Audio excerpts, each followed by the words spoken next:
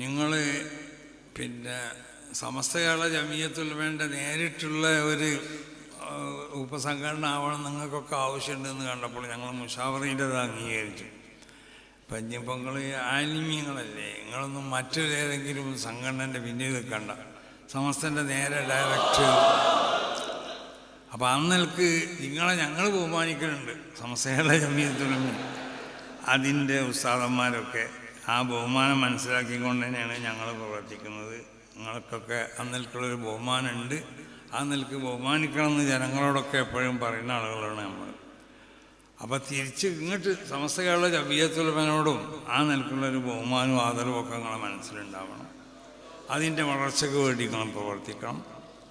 സമസ്തനെ ഒരിക്കലും ഏതെങ്കിലും നിലക്ക് വ്യംഗ്യമായോ സൂചനാപരമായോ ഒക്കെ ആക്ഷേപിക്കുകയും അധിക്ഷേപിക്കുകയും ചെയ്യുന്ന ആളുകളുണ്ട് ഇവിടെ. സമസ്തൻ്റെ തീരുമാനങ്ങളൊക്കെ അത് കാറ്റിൽ പറത്തുന്നവരുണ്ട്, സമസ്തനെ ചെറുതാക്കാനും വേണ്ടി പ്രവർത്തിക്കുന്നവരുണ്ട്, അതിനുവേണ്ടി പല പൊള്ളും പറയുന്നവരുണ്ട്, പലരെക്കൊണ്ടും പറയിപ്പിക്കണവരുണ്ട്. മനസ്സിലായില്ലേ? ഇങ്ങനെ പറയുന്ന ഒരുത്തനോട് മുമ്പ് ചോദിച്ചു ഈ എന്തെങ്ങനെയൊക്കെ പറയാൻ കാരണം, ഒന്നുമല്ല, എന്നെ 2-3 ആളുകളാണ് ഇതിനെ ഏൽപ്പിച്ചിട്ടുണ്ട്. ഒന്ന് ഇന്ന ആചാരാണ്, ഒന്ന് ഇന്ന ആചാരാണെന്നാണ്, ഒന്ന് ഇന്ന മൂല്യരുമാണെന്നാണ്. മൂലാണ് എനിക്കിതൊക്കെ എഴുതി തരുന്നത്. കാരണം ഇവൻ അങ്ങനെയൊന്നും പറയാൻ അറിയില്ല. പിന്നെ എങ്ങനെ ഇപ്പം പറഞ്ഞു? ഞാൻ വിചാരിച്ചു ഇവൻ എന്താ ഇപ്പോൾ ഭയങ്കര സംഭവമായി മാറിയില്ല, എങ്ങനെ ഇതൊക്കെ പറയണമെന്ന് വിചാരിച്ചു. അപ്പോൾ നോക്കുമ്പോൾ അതാണ് ആരോ എഴുതി കൊടുത്തത് പറയണം. പിന്നെ എന്തെങ്കിലും പൈസ ഇട്ടലുണ്ടാന്ന് ചോദിച്ചു. അതും ഉണ്ടെന്നാണ്. അപ്പോൾ ആ പണിയൊക്കെ നമുക്കും അറിയാത്തതുകൊണ്ടല്ല, ആരെങ്കിലുമൊക്കെ പൈസ കൊടുത്തിട്ട് അത് ശങ്കര പേരുള്ളവരല്ലാത്തവരൊക്കെ ഉണ്ടാവും, അനിൽ മുഹമ്മദൊക്കെ കൂട്ടി എഴുതിയതും അങ്ങനത്തെ അല്ലാത്ത പല പേരുകളൊക്കെ ഉണ്ടാവും. അപ്പോൾ അവർക്കൊക്കെ പൈസ കൊടുത്തുകൊണ്ട് അവരെ കൊണ്ട് തോന്നിയസനം പറയിപ്പിക്കുന്ന പണികളൊക്കെ നമുക്ക് അറിയാത്തതുകൊണ്ടല്ലല്ലോ. അതൊന്നും നമ്മളുടെ മാന്യതയുടെ നമ്മളുടെ പാരമ്പര്യമാവുന്ന സ്വഭാവത്തിനോടോ അല്ലെങ്കിൽ ഇസ്ലാമിൻ്റെ സ്വഭാവത്തിനോടൊന്നും യോജിച്ചതല്ലാത്തതുകൊണ്ട് നമ്മൾ അങ്ങനത്തെ ഒരു പണിക്ക് നിൽക്കണമെങ്കിൽ പറയുന്നവരൊക്കെ പറയട്ടെ. ഷെയ്ഖുന പറഞ്ഞതുപോലെ പറയുന്നവരൊക്കെ പറയട്ടെ. അവൻ്റെ വല്ല നന്മയുണ്ടെങ്കിൽ അത് നമ്മളെ ഹസനാത്തേക്ക് ഇങ്ങോട്ട് വരുന്നതാണ്. അങ്ങനെ ഉണ്ടെങ്കിൽ വെറ്റുണ്ടെങ്കിൽ എന്ന് പറഞ്ഞാൽ നന്നായി. കാരണം അധികം ഉണ്ടാവില്ല എന്നാണ് നമ്മൾ മനസ്സിലാക്കുന്നത്. അതുകൊണ്ടാണ് ഷെയ്ഖുന അങ്ങനെ പറഞ്ഞത്, അതിൻ്റെ വല്ലതുണ്ടെങ്കിൽ. അപ്പോൾ അതുപോലെ നമുക്കും പറയാനുള്ളത് അങ്ങനെ നല്ലതുണ്ടെങ്കിൽ ഇങ്ങോട്ട് വരട്ടെ. ഇത് വളരെ പ്രധാനപ്പെട്ട ഒരു സംഘമാണ്. കേരളത്തിലെ ഓരോ മഹല്ലുകളിലും ആ മഹല്ലുകൾക്ക് എല്ലാ നിലക്കും നേതൃത്വം നൽകുന്ന മഹാന്മാരാവുന്ന ഖതീബുമാർ, ആ ഖതീബുമാർ സംഗമിച്ച ഈ സംഘവും വളരെ പ്രധാനപ്പെട്ട സംഘമാണ് എന്ന കാര്യത്തിൽ യാതൊരു സംശയമില്ല. ഓരോ മഹല്ലത്തുകളെയും അവരെ മഹല്ലത്തിന് ധാർമ്മികമായി അതിനെ വളർത്തിയെടുക്കാനും ഉന്നതിയിലേക്ക് എത്തിക്കാനും പ്രവർത്തിക്കേണ്ടവരാണ് ഖതീബുമാർ. പ്രത്യേകിച്ച് സമസ്ത കേരള ജമിയത്തുൽ ഉലമ വിഭാവനം ചെയ്യുന്ന ഈ വിശുദ്ധമായ സുന്നത്ത് ജമാഅത്തിൻ്റെ ആശയാദർശങ്ങൾ, അതായത് വിശുദ്ധ ദീനിൻ്റെ ആശയാദർശങ്ങൾ, അതോടൊപ്പം സംഘടന എന്നുള്ള നിലക്ക് സമസ്ത കേരള ജമിയത്തുൽ ഉലമയുടെ തീരുമാനങ്ങൾ, അതിൻ്റെ നിർദ്ദേശങ്ങൾ, അതിൻ്റെ ഉപദേശങ്ങളൊക്കെ മഹല്ലുകളിലേക്ക് എത്തിച്ചു കൊടുക്കുകയും അത് സ്വീകരിക്കപ്പെടാൻ പറ്റുന്ന സ്വഭാവത്തിൽ മഹല്ലത്തുകളെ സജീവമാക്കുകയും ചെയ്യേണ്ട ഏറ്റവും വലിയൊരു ഉത്തരവാദിത്തമാണ് ഖതീബുമാർക്ക്. പല മഹല്ലത്തുകളിലും സമസ്ത കേരള ജമിയത്തുൽ ഉലമയുടെ ആഹ്വാനങ്ങൾ അല്ലെങ്കിൽ അതിൻ്റെ ഉപദേശങ്ങൾ, അതിൻ്റെ നിർദ്ദേശങ്ങൾ, ഇതൊക്കെ എത്തിച്ചു കൊടുക്കുമ്പോൾ സ്വാഭാവികമായിട്ടും ചില പ്രയാസങ്ങളും ബുദ്ധിമുട്ടുകളൊക്കെ ഉണ്ടായിത്തീരാം. അങ്ങനെ പലരും ചിലപ്പോൾ ഉണർത്താറുമുണ്ട്.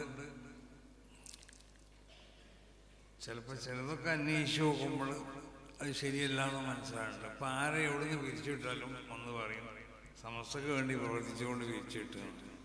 ആരെ വിട്ട് ഇപ്പം അങ്ങനെ എന്ത് കാരണത്തിന് പിരിച്ചുവിട്ടാലും പിന്നെ അന്വേഷിച്ച് നോക്കുമ്പോൾ ഈ കാരണമൊന്നല്ല, പിരിച്ചുവിടാനുള്ള കാരണം വേറെ എന്തെങ്കിലും പിന്നെ ആളോട് ഈ പറയാൻ പറ്റാത്ത അല്ലെങ്കിൽ മറ്റു വല്ല കാരണങ്ങളായി. അപ്പോൾ അത് ശരിയല്ല. എന്തുണ്ടായാലും ഇവിടെ അങ്ങനെ ചില മഹല്ലുകളും ചില സംഭവങ്ങളൊക്കെ അങ്ങനെ ഉണ്ടാവും. പക്ഷേ ഇപ്പം ഞാൻ എന്നോട് പലരും ചിലരൊക്കെ വന്ന് പറയുമ്പോൾ തന്നെ എനിക്ക് മനസ്സിലാവും. അവൻ്റെ ആ ശൈലിയും തുടക്കമൊക്കെ കാണുമ്പോൾ തന്നെ മനസ്സിലാകുന്നുണ്ട് ഇത് പറയാൻ പോണ സംഗതി ഇന്നതാണെന്നുള്ളത്. അവിടെ ജോലി നഷ്ടപ്പെട്ടു എന്ന് പറഞ്ഞിട്ട് പിന്നെ ഞാൻ പറയുന്നത് എനിക്ക് ബാക്കി പറയണ്ട, എനിക്ക് മനസ്സിലായി ഈ ജോലി നഷ്ടപ്പെടാനുള്ള കാരണം സമസ്തക്ക് വേണ്ടി സജീവമായി പ്രവർത്തിച്ചുകൊണ്ടല്ലേ. അതുകൊണ്ട് അല്ലാഹു സുബ്ഹാനഹു വ തആല ഭാര്യ ജോലി എനിക്ക് പ്രദാനം ചെയ്യുന്നത്. അപ്പോൾ അങ്ങനെ ചില മഹല്ലുകളിലും ചില സ്ഥലങ്ങളിലൊന്നും ഇല്ല എന്നല്ല നമ്മൾ പറയണത്. പക്ഷേ ആ മഹല്ലത്തുകളൊക്കെ നമ്മൾ വളരെ സിയാസത്തോടുകൂടി വളരെ ഹിക്മത്തോടുകൂടി മഹല്ലുകളെ സമസ്തകളുടെ ജമിയത്തുൽ ഉലമയെ ഉദ്ദേശിക്കേണ്ട ഒരു മഹല്ല് സംഗമം ഉണ്ടാക്കാൻ വേണ്ടി സമസ്തകളുടെ ജമിയത്തുൽ ഉലമയുടെ ഒരു യഥാർത്ഥ മഹല്ല് സംഗമം നമുക്കൊന്നിരിക്കൽ നമ്മളെ സമ്മേളനത്തിന് മുമ്പോ അല്ലെങ്കിൽ അതിനോട് അടുത്തുകൊണ്ടൊക്കെ നമുക്ക് സംഗമിപ്പിക്കപ്പെടണം. അതിനുവേണ്ടി ആലോചിച്ചുകൊണ്ടിരിക്കുകയാണ് എങ്ങനെയാണ് കേരള അടിസ്ഥാനത്തിലുള്ള എല്ലാ മഹല്ലുകളും സമസ്തകളുടെ ജമിയത്തുൽ ഉലമയോട് ബന്ധപ്പെട്ട എല്ലാ മഹല്ലുകളെയും 100ാം വാർഷികത്തിൻ്റെ ഒരു പാരിതോഷികം എന്നുള്ള നിലയ്ക്ക് എല്ലാ മഹല്ലുകളെയും ഒന്ന് സംഘടിപ്പിച്ചു കൊണ്ടിട്ട് മഹല്ലുകൾക്ക് ആവശ്യമാകുന്ന ഉപദേശങ്ങളും നിർദ്ദേശങ്ങളൊക്കെ ചെയ്യാം. യഥാർത്ഥത്തിൽ മഹല്ലുകളൊക്കെ സമസ്തൻ്റെ നേതൃത്വത്തിൽ തന്നെ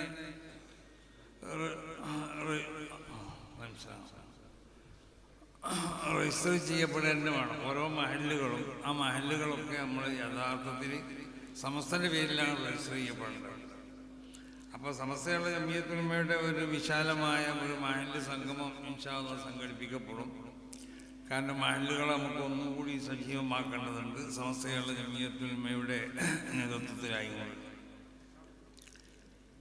അപ്പം നിങ്ങളെ സംബന്ധിച്ചിടത്തോളം നിങ്ങൾ ഖതീബുമാരാവുന്ന നിങ്ങൾ മനസ്സിലാക്കേണ്ടത് നമ്മളൊരു ചില്ലറക്കാരൊന്നുമല്ല.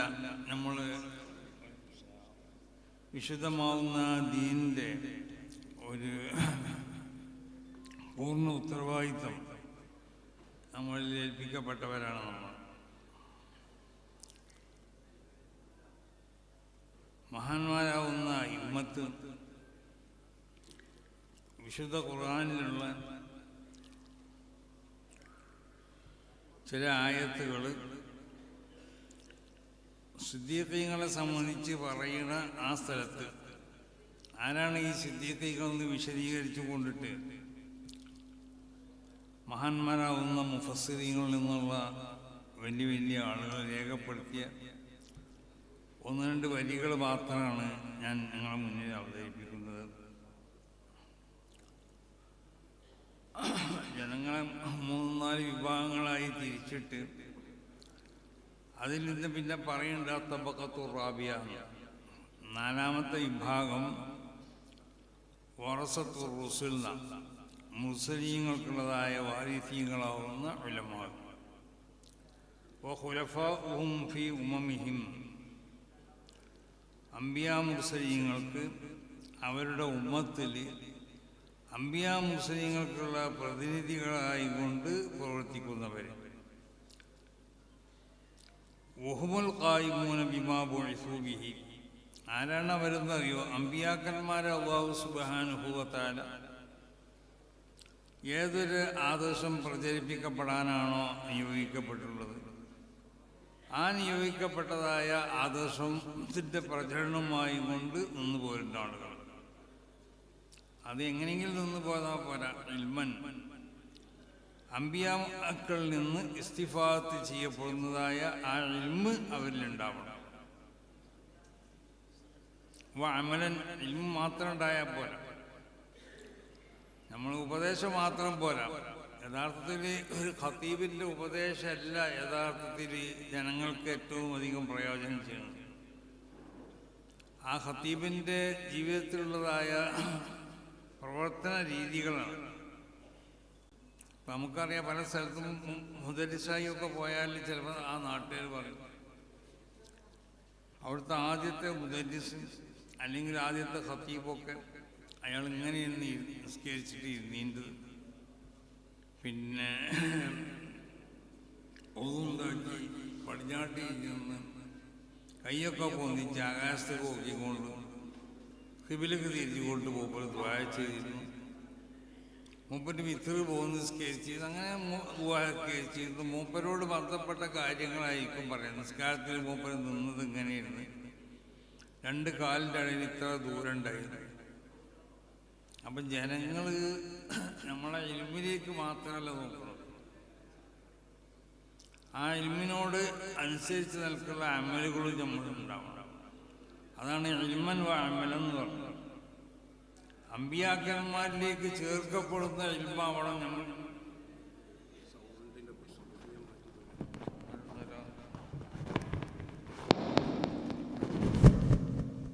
അത് എല്ലൂരി ഒന്ന് വെച്ചാൽ മതി, ഒന്ന് ആ ഉണ്ടാവും ഇപ്പഴേ എല്ലാം കൂടി കെട്ടി അതാകെ അടച്ചാണ്. ഒന്ന് കേൾക്കാൻ അങ്ങനെ ഉണ്ടാവും. അത് ആസീസിൻ്റെ പണിയാണ്. ഞങ്ങളാരും കേൾക്കണ്ടെന്ന് വിചാരിച്ചിട്ട്.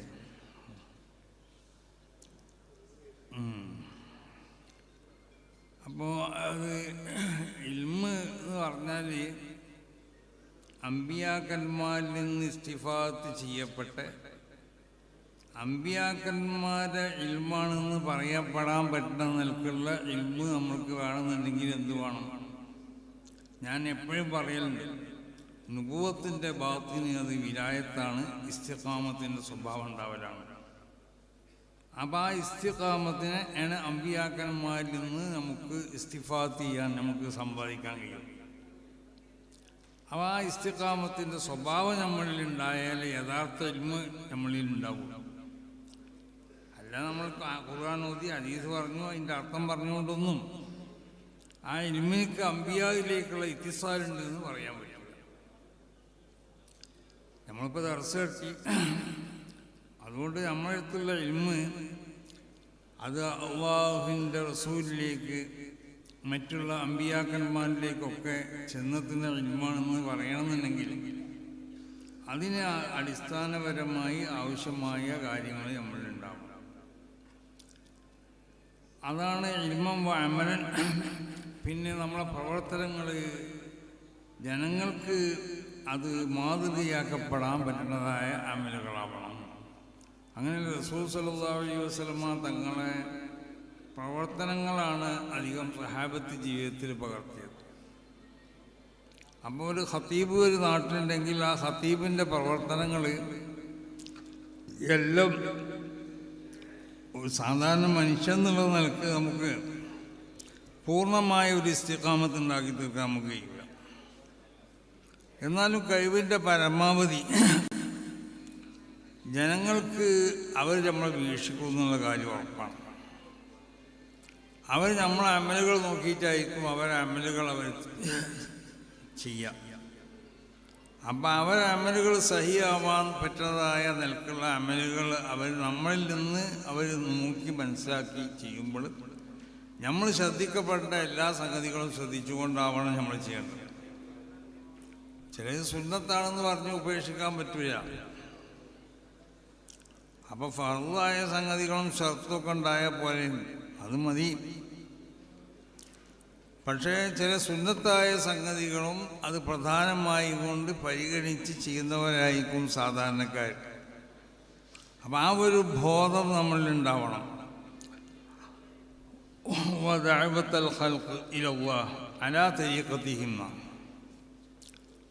മറ്റൊന്ന്, ആ അമ്പിയാക്കന്മാർ ഏതൊരു സ്വഭാവമാണോ ജനങ്ങളെ അല്ലാഹു സുബ്ഹാനഹു വ തആലയിലേക്ക് ക്ഷണിക്കാൻ അവർ സ്വീകരിച്ച സ്വഭാവം, ആ സ്വഭാവം ഉദ്ഉ സബീല റബ്ബിക ബിൽ ഹിക്മ വൽ മൗഇദത്തിൽ ഹസന എന്ന് പറഞ്ഞല്ലോ, ആ ഒരു സ്വഭാവം നമ്മളിലുണ്ടാവും. മഹാനാവുന്ന ഹാറൂൻ റഷീദ് രാജാവിനോട് ഒരു പണ്ഡിതൻ വന്ന് ഒരിക്കൽ ഉപദേശിച്ചതാണ്. വളരെ ശക്തമായ ഭാഷയിൽ ഉപദേശിച്ചു, ശകാരിച്ചു. രാജാവൊന്നും മുണ്ടില്ല. ഇയാളെ ഉപദേശമൊക്കെ കഴിഞ്ഞപ്പോൾ പറഞ്ഞു, നീ ഒരു കാര്യം മനസ്സിലാക്കണം, നിന്നേക്കാൾ ഖൈറായ ആളെ അല്ലാഹു സുബ്ഹാനഹു വ തആല എന്നേക്കാൾ ശർറായ ആളിലേക്ക് ദഅവത്തിന് വേണ്ടി പറഞ്ഞയച്ചു. എന്നിട്ട് അള്ളാഹു അവരോട് പറഞ്ഞ വാക്കെന്താന്ന്, ഇദ്ഹബ ഇലാ ഫിർഔൻ ഫഖൂലാ ലഹു ഖൗലൻ ലയ്യിനാ. വളരെ മനഃശാസ്ത്രപരമായിട്ട് ആകർഷിക്കപ്പെടുന്ന വാക്കുകൾ ഉദ്ധരിച്ചു കൊണ്ടിട്ട് അവനെ അള്ളാഹുവിൻ്റെ മാർഗത്തിലേക്ക് നിങ്ങൾ ദഅവത്ത് ചെയ്യണം. കാരണം ഫിർഔൻ അന റബ്ബുക്കുമുൽ അഅ്ലാ എന്ന് പറഞ്ഞ ആളാണ്. ഉലൂഹിയത്തിനെ ദഅവ ചെയ്തവനാണ് അവൻ. അതാണ് എന്നേക്കാൾ മോശമായ ആളിലേക്ക് അള്ളാഹു പറഞ്ഞയച്ചു എന്ന് പറഞ്ഞു. നിന്നേക്കാൾ ഖൈറായ മഹാനാവുന്ന മൂസ നബി അലൈഹി സ്വലാത്തു വസ്സലാമും ഹാറൂൻ നബി അലൈഹി സ്വലാത്തു വസ്സലാമുമാണ് ഫിർഔനിനെ ദഅവത്ത് ചെയ്യാൻ ചെയ്യുന്നത്. അവർ ഈ വന്ന ഉപദേഷ്ടാവിനേക്കാൾ വലിയ ആളല്ലേ. എന്നിട്ട് അള്ളാഹു പറഞ്ഞത് ഫഖൂലാ ലഹു ഖൗലൻ ലയ്യിനാ. അത് മുമ്പ് മഹാന്മാരിൽപ്പെട്ടതായ ഒരു വലിയ മഹാൻ അവരുടെ റൂമിൽ താമസിച്ചിരുന്നു. അപ്പോൾ അവിടെ രാജാക്കന്മാരുമായി ബന്ധമുള്ള ചില ഭരണാധികാരികൾ ഈ മഹാനെ കാണാൻ വേണ്ടി അയാളുടെ റൂമിൽ വന്നപ്പോൾ അതിൻ്റെ അടുത്ത റൂമിൽ നിന്ന് ഒരു മോശമായ കളിൻ്റെ ശബ്ദം കേൾക്കുന്നുണ്ട്. അപ്പം ഈ മഹാനോട് പറഞ്ഞു, അത് അവനൊരു ഹറാമായ ഒരു കളിയായിട്ട് ബന്ധപ്പെട്ടുകൊണ്ടാണല്ലോ ആ റൂമിൽ നിന്ന് അതിൻ്റെ ശബ്ദമാണല്ലോ കേൾക്കുന്നത്. നിങ്ങൾക്കെന്താ അവൻ ഉപദേശിച്ചൂടെന്ന് ചോദിച്ചു. ആ മൂപ്പര് പറഞ്ഞു, ഞാൻ 10-50 കൊല്ലമായി ഇവിടെ താമസിക്കൽ തുടങ്ങിയിട്ട്.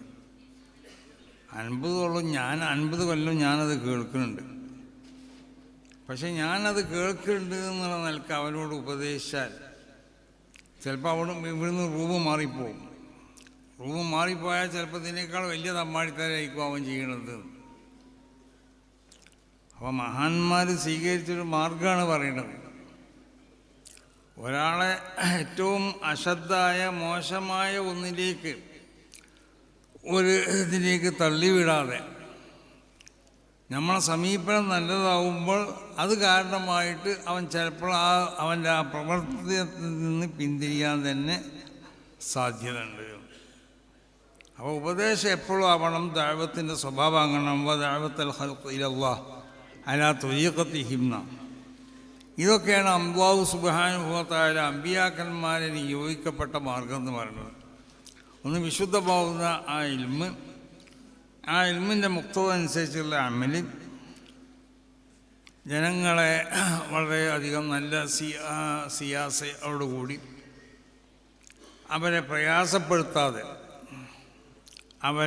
ഇപ്പോൾ ഒരു വലിയ തെറ്റ് ചെയ്യുന്ന ഒരാളിനെ അവനെ അതിന് പിന്തിരിപ്പിക്കാനുള്ള ഞാനിങ്ങനെ ആലോചിക്കുകയാണ്. വന്നിരായ ഞങ്ങൾ മൂന്നൂരുപ്പി കുഞ്ഞി മുസ്ലിയാർ മൂപ്പര് അസറിൻ്റെ ശേഷമൊക്കെ ചിലപ്പോൾ അങ്ങാടി പോയി രാത്രിയാണ് ഇങ്ങനെ വരുമ്പോൾ ഹദ്ദാദ് ഉസ്താദ് ഒരു ദിവസം ഒഴിവാക്കലില്ല. അപ്പോൾ ഹദ്ദാദ് എല്ലിക്കൊണ്ടാണ് എല്ലാ ദിവസവും. അപ്പോൾ വരുമ്പോഴൊക്കെ മൂപ്പരെ കൂടെ നല്ലൊരു കള്ളുടിയാണ്ടാവും. ഒപ്പം ഇങ്ങോട്ട് ഈ ഭാഗത്തേക്ക് പോകാൻ. അപ്പോൾ ഓൻ്റെ തോളിൽ കൈയൊക്കെ വെച്ച് ഇങ്ങനെ വരും. അങ്ങനെ 2-3 ദിവസം ഇയാൾ ഉസ്താദിനൊപ്പം കൂടിയാൽ പിന്നെ അവൻ കള്ളുടി നിർത്തലുണ്ട്. അത് ഞങ്ങൾക്കൊക്കെ അനുഭവങ്ങളാണത്. അപ്പോൾ അത് നമ്മൾ ജനങ്ങളെ ദഅവത്ത് ചെയ്യുമ്പോൾ ആ ദഅവത്തിന് സ്വീകരിക്കേണ്ട മാർഗം എന്ന് പറഞ്ഞാൽ മഹാന്മാരാവുന്ന അമ്പിയാക്കന്മാർ സ്വീകരിച്ചതായ മാർഗമാണ്. ആ നിലക്ക് അവരെ തരീഖത്തനുസരിച്ച് അവരെ മിൻഹാജ് അനുസരിച്ചായിരിക്കണം നമ്മൾ ചെയ്യേണ്ടത്. ഈ സ്വഭാവം വഹാദിഹി അഫ്ളു മറാത്തിബിൽ ഖൽഖ് ബഅദ റിസാലത്തി വന്നുബുവ്വ. ഈ പറയപ്പെട്ട ഈ മർത്തബയിലുള്ള ആളുകൾ, അതായത് സിദ്ദീഖീങ്ങൾ, അത് അഫ്ളു മറാത്തിബിൽ ഖൽഖ് ബഅദ റിസാലത്തി വന്നുബുവ്വ, റിസാലത്ത് രൂപത്തിൻ്റെ ശേഷം സൃഷ്ടികളിൽ നിന്ന് ഏറ്റവും അധികം ശ്രേഷ്ഠമാക്കപ്പെട്ടതായ ആ പദവിൻ്റെ ആളുകളാണ് അവർ. വയ്യ മർത്തബത്തു സിദ്ദീഖീൻ, അതാണ് സിദ്ദീഖീകൾക്കുള്ളതായ മർത്തബ. നോക്കേ, അബൂബക്കർ സിദ്ദീഖ് റളിയല്ലാഹു തആല അൻഹുവിനെ പറ്റി സിദ്ദീഖ് എന്നാണ് പറയുന്നത്. സിദ്ദീഖ് എന്ന് പറഞ്ഞതിനേക്കാൾ വലിയൊരു പേരുകൾ പറയാൻ പറ്റുന്നൊരു വസ്ഫുണ്ടെങ്കിൽ ആ വസ്ഫ് മഹാനാവുന്ന അബൂബക്കർ റളിയല്ലാഹു തആല അൻഹുവിന് നൽകുമായിരുന്നു. കാരണം അംബിയാവിൻ്റെ ശേഷം അഫ്ളലാവുന്ന മനുഷ്യൻ അത് സിദ്ദീഖ് റളിയല്ലാഹു തആല അൻഹു ആണെന്ന് വിശ്വസിക്കണം എന്നല്ലേ. സുമ്മ ഉമറു എന്നാണ്, പിന്നെ ഉമർ റളിയല്ലാഹു തആല അൻഹു, സുമ്മ ഉസ്മാനു, സുമ്മ അലി എന്നാണ്. ആ പ്രയോഗമാണ് റസൂലുള്ളാഹി സ്വല്ലല്ലാഹു അലൈഹി വസല്ലമ തങ്ങൾ നടത്തിയത്. ഉഹദ് മലയിലേക്ക് റസൂൽ സ്വല്ലല്ലാഹു അലൈഹി വസല്ലമ തങ്ങൾ കയറി വന്നപ്പോൾ ഉഹദ് മല ഇളകാൻ തുടങ്ങി. അവിടെ ഇളകാൻ തുടങ്ങിയപ്പോൾ റസൂൽ എന്താ പറഞ്ഞത്? ഉസ്ബുത്തിയ ഉഹദ്, ഉഹദ് അവിടെ അടങ്ങെന്ന് പറഞ്ഞു. എന്നിട്ട് പറഞ്ഞു മഅക നബിയുല്ലാഹ്, ഒന്ന് നബിയാണ് എന്ന് പറഞ്ഞു.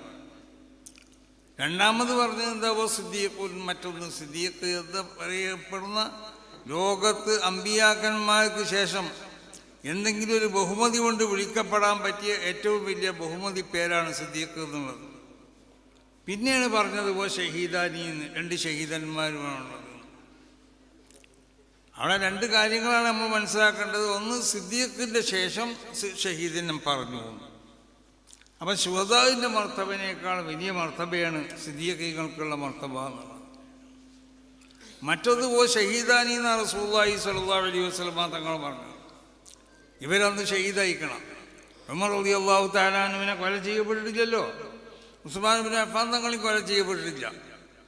ഇവർ കൊല ചെയ്യപ്പെടുന്ന എങ്ങനെ റസൂൽ മനസ്സിലാക്കി?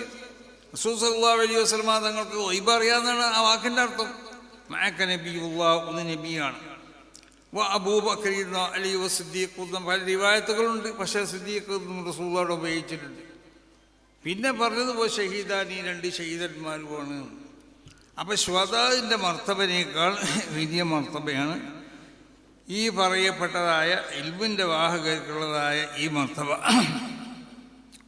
അങ്ങനെ ആയതുകൊണ്ടുള്ള അമ്പിയാക്കന്മാരോട് അടുപ്പിച്ചുകൊണ്ടാണ് ഇവരെ സിദ്ദീഖീങ്ങളെ പറഞ്ഞത്. വമൻ യുതിഇല്ലാഹ والرسول فأولئك مع الذين أنعم الله عليهم من النبيين والصديقين. നബിമാരോട് അടുപ്പിച്ചുകൊണ്ട് സിദ്ദീഖീങ്ങളെ പറയാനുള്ള കാരണം മാത്രമല്ല, ഈ വിഭാഗത്തിനെ സംബന്ധിച്ചാണ് അല്ലാഹു റസൂൽ പറഞ്ഞത് ലാ യസാലൂന അലൽ ഹഖ്, അവർ ഹക്കിൻ്റെ മേൽ തന്നെ ആയിക്കൊണ്ടിരിക്കും. അവർ ഹക്കിന്ന് ഒരിക്കലും പിന്മാറിപ്പോവില്ല. ലാ യദുറുഹും മൻ ഖദലഹും വലാ മൻ ഖാലഫഹും. അവർ ചതിക്കാൻ വരുന്ന പലരും ഉണ്ടാവും. പല നിലക്കുള്ളതായ ഓഫറുകളും പറഞ്ഞുകൊണ്ട് അവരെ കൈവശപ്പെടുത്താൻ വേണ്ടി വരും. അതിനവർ ഭയപ്പെടില്ല. വലാ മൻ ഖാലഫഹും, അവരോട് എതിർ നിൽക്കുന്ന ആളുകളുണ്ടാവും. അവർക്കൊന്നും അവരുടെ ആ വർണ്ണോ അല്ലെങ്കിൽ അവർക്കുള്ള ഹിദ്നാനൊന്നും ഇവർക്ക് ബാധിക്കില്ല. അതിനവർ ഭയപ്പെടാൻ സന്നദ്ധരുമല്ല. ശരിയായ ആദർശത്തുമ്പോൾ അവർ ഉറച്ചു നിൽക്കും. അത്തായ എത്തിയാമുള്ള. അപ്പോൾ ഈ നിലക്ക് ഉറച്ചു നിൽക്കുന്നതായ സിദ്ദീഖീങ്ങൾ എന്ന് വിശുദ്ധ ഖുർആനിൽ രേഖപ്പെടുത്തപ്പെട്ട ആ മർത്തബയിലാണ് നമ്മളൊക്കെ ഉണ്ടാവേണ്ടത്. കാരണം അതിനേക്കാണ് നമ്മൾ നിയോഗിക്കപ്പെട്ടിട്ടുള്ളത്. ഓരോ മഹല്ലത്തുകളിലും ഇൽമിയായ നിലക്കും അമലിയായ നിലക്കും അതോടൊപ്പം ജനങ്ങളെ അള്ളാഹു സുബ്ഹാനഹു വ തആലയെ സംബന്ധിച്ച് മനസ്സിലാക്കി കൊടുക്കുക, അള്ളാഹുവിൻ്റെ അമ്പിയാക്കന്മാരെ പറ്റി മനസ്സിലാക്കി കൊടുക്കുക, വിശുദ്ധമാവുന്ന അഹ്ലുസ് സുന്നത്തി വൽ ജമാഅത്തിൻ്റെ ആശയങ്ങളും ആദർശങ്ങളും ഒക്കെ മനസ്സിലാക്കി കൊടുക്കുക. അതിനുവേണ്ടി പ്രവർത്തിക്കാൻ വേണ്ടി നിയോഗിക്കപ്പെട്ടവരാണെന്നുള്ളൊരു ബോധം നമ്മളിലുണ്ടാവണം. അതോടൊപ്പം ഏറ്റവും വിശുദ്ധമാവുന്ന ഒരു സംഘടന, അതാണ് സമസ്ത കേരള ജമിയത്തുൽ ഉലമ എന്നുള്ളത്. അതിലേക്ക് പോരായ്മകൾ നോക്കി നടക്കണ പലരും ഉണ്ടാവും. അത് നമ്മളെ സംബന്ധിച്ചിടത്തോളം ആ സംഘടന മഹാന്മാരാവുന്ന അല്ലാഹുവിൻ്റെ ഔലിയാ, പൂർണ്ണമായും ഔലിയാക്കന്മാർ സ്ഥാപിച്ചതായ ഒരു സംഘടനയാണ്. ഭൗതികമായ ഒരു താല്പര്യങ്ങളും അവർക്കില്ലായിരുന്നു. ഭൗതികമായ എന്തെങ്കിലും ആവശ്യങ്ങൾക്ക് വേണ്ടി ഈ സംഘടന അവർ ഉപയോഗപ്പെടുത്തിയിട്ടില്ല. അതൊരു സത്യമല്ലേ?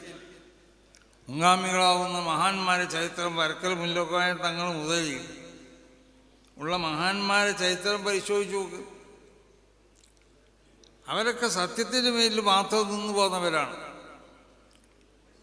പ്രസ്ഥാനത്തിൻ്റെ വളർച്ചയ്ക്ക് വേണ്ടി എന്തെങ്കിലും അസത്യങ്ങൾ പറഞ്ഞുകൊണ്ടിട്ട് അല്ലെങ്കിൽ പ്രസ്ഥാനത്തിന് ഏതെങ്കിലും ആളുകൾ അതിനെ വിമർശിക്കുകയോ അതിനെ പരാജയപ്പെടുത്താനോ ശ്രമിക്കുന്നുണ്ടെങ്കിൽ അതിനൊക്കെ അത് അറിയിക്കണം അവജ്ഞയോടുകൂടി തള്ളിക്കളഞ്ഞവരാണ്.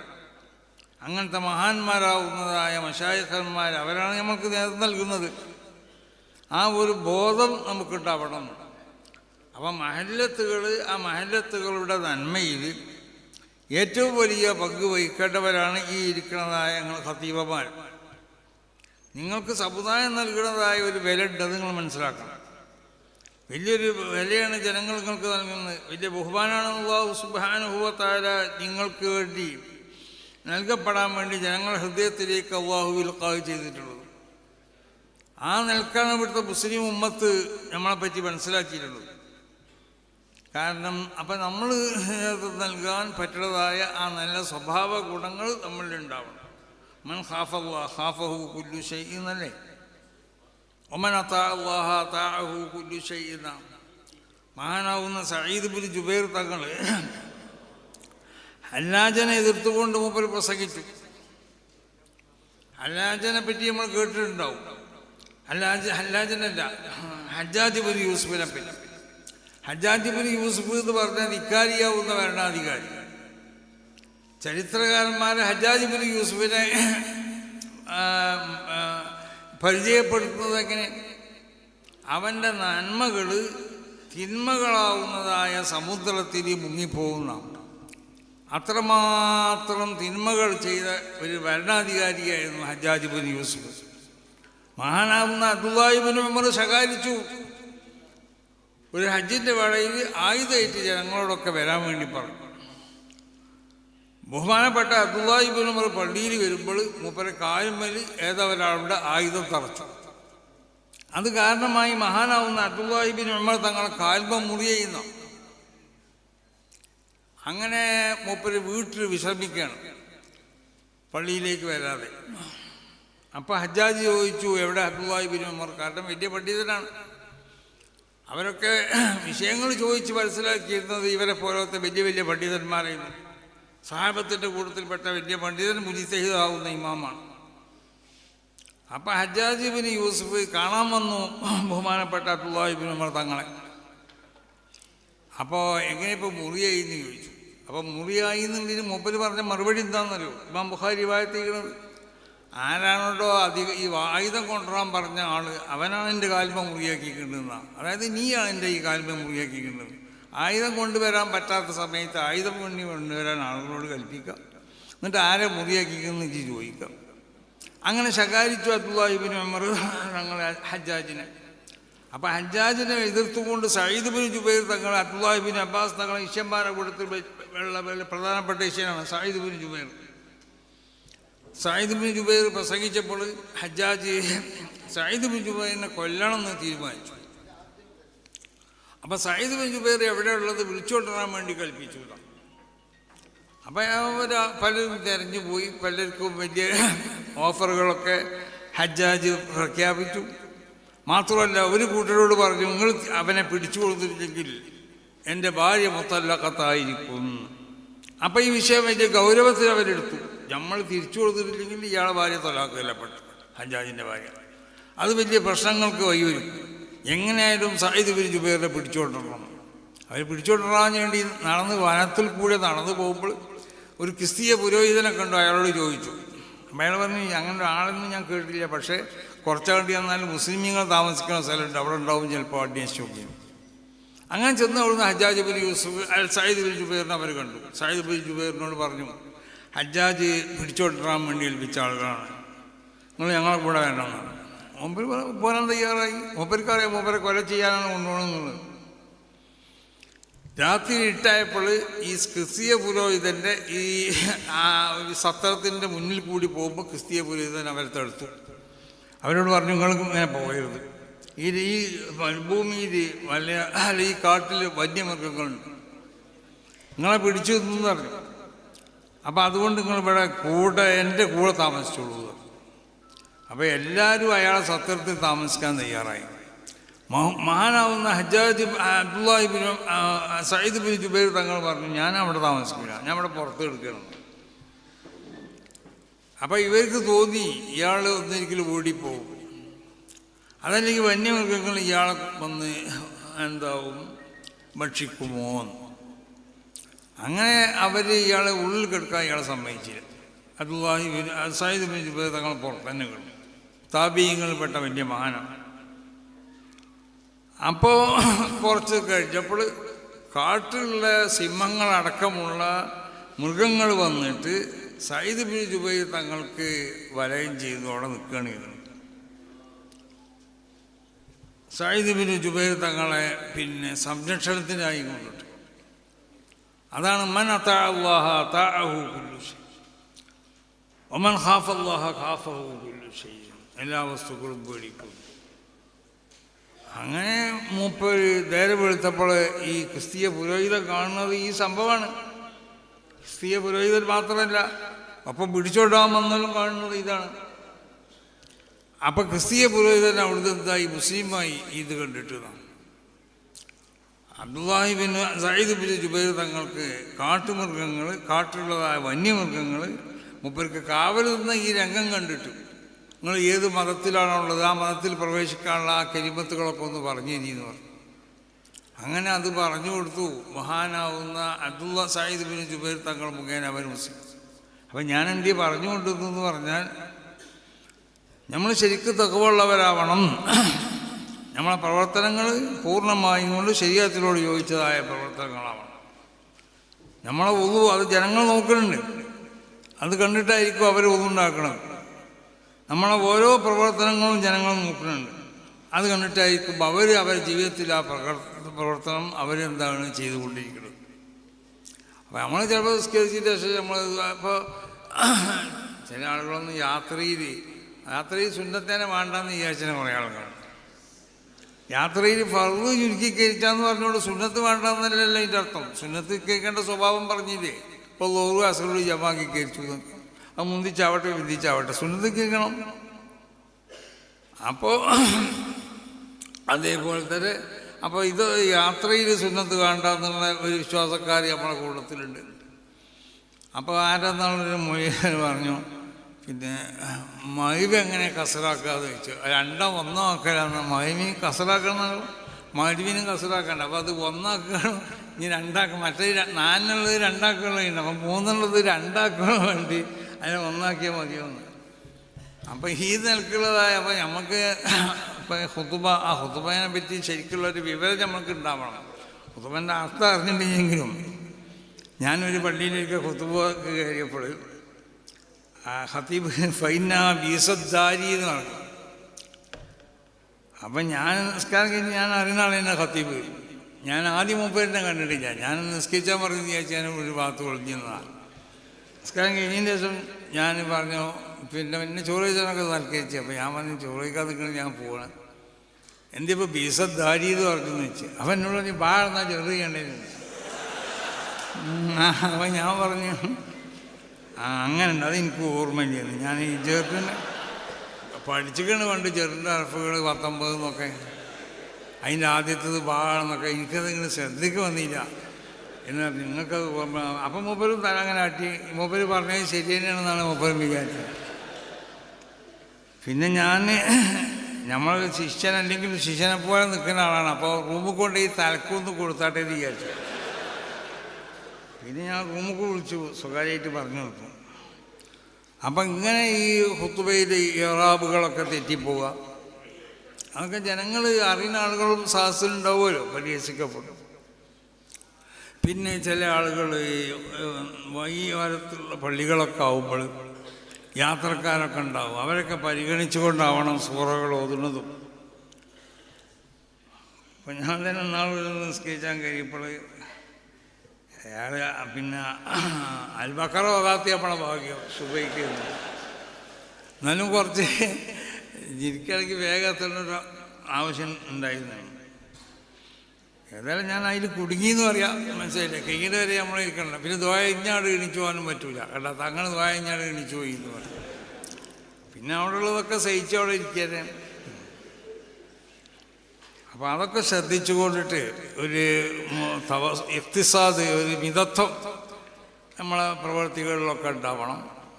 നമ്മളെ ദുആഇ അതുപോലെ തന്നെ നമുക്ക് വേറെയുള്ള സെമീനിൽ നോക്കി പഠിച്ചതെല്ലാം കൂടി ദ്വാരക്കല്ല വേണ്ടത്, ആവശ്യമുള്ളതൊക്കെ ദ്വാരക്കാൻ.